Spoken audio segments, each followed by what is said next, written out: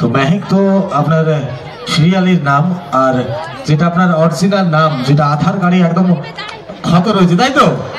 সেই নামটা সকলেই জানা দিচ্ছে রয়েছে। আমার নাম কৌশিকী, কৌশিকী পাল। আর কি প্রশ্ন আছে? আর জন্মস্থান? আমার জন্মস্থান হচ্ছে বর্ধমান, বর্ধমানের একটা প্রত্যন্ত গ্রামে। বর্ধমান ছিল তো তোমরা? ওখানে কি বিখ্যাত বলো তো?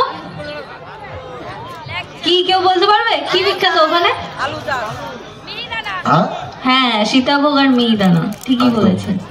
চলো, আমি যখন কলকাতা থেকে বেরোলাম মানে শুটিং সেরে, ওদিকে কোনো মানে ঠান্ডাই পড়েনি এখনো। আমি কিভাবে বেরিয়ে গেছি, এখানে এসে তো আমার কাঁপছি আমি। আর এত ঠান্ডার মধ্যে আপনাকে দেখার জন্য সব থেকে বড় কথা সেটা তো আছে। আর তোমরা এখানে সবাই কখন ডিনার করো, রাতে কখন খাও? সত্যি সত্যি, হ্যাঁ এই সত্যি কথা বলে 8টা 9টা, কারণ আমারও গ্রামের বাড়ি, আমি জানি তো। হ্যাঁ ওই 9টা 10টা, খুব বেশি হলে 10টা, তাই তো? তো এখন বাজে প্রায় 2টো, নাকি 2টো বাজতে চললো, 1টা 2টো বাজতে চললো। তোমরা সবাই এখানে আছো এই তোমাদের এই ভালোবাসার জন্য। আজকে আমরা বেঙ্গল টপার, আজকে আমাদের টিআরপি এসেছে। তো এইভাবেই ভালোবাসা দিতে থাকো আমাদের গীতা এলএলবি পুরো টিমকে, আর মেহেককে এইভাবে ভালোবাসতে থাকো। মেহেকের এসব কাণ্ড কীর্তি দেখতে থাকো। আর কি কি হতে চলেছে সেটা দেখার জন্য অবশ্যই গীতা এলএলবি দেখতে হবে। তো খুব খুব ভালো লাগছে এখানে এসে।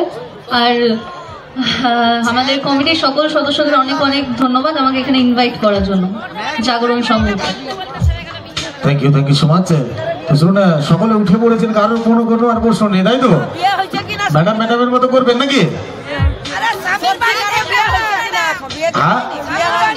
আচ্ছা ম্যাডাম, আপনার জন্য ঠাকুমা বিরাট প্রশ্ন করেছে।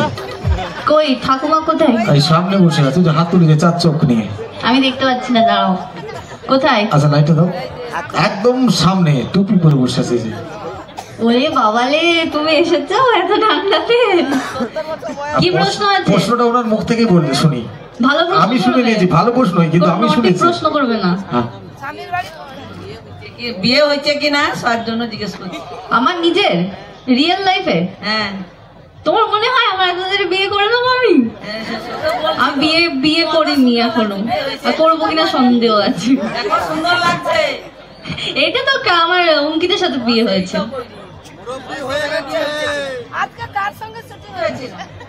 হ্যাঁ, আজকে কার সঙ্গে শুটিং? কেন আপনি দেখেননি?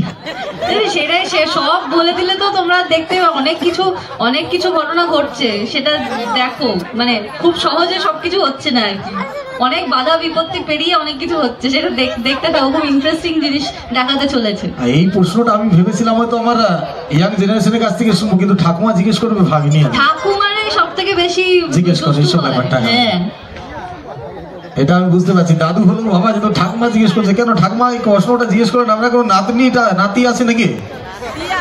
নাতি আছে, মানে নাতবো করার ইচ্ছে আছে নাকি? ও বাবা, বলছে ইচ্ছে থাকলেও কি আর হবে? চল না বসে, তা হবে না। চলো না, চলে যাবো আবার পরবর্তী অনুষ্ঠানে। আর আবারও গানের দিকে যাবো, আর কেননা ম্যাডামের কাছ থেকে গান সকলের শুনতে ভালো লাগছে, তাই তো? একটু ম্যাডামের জন্য জোরে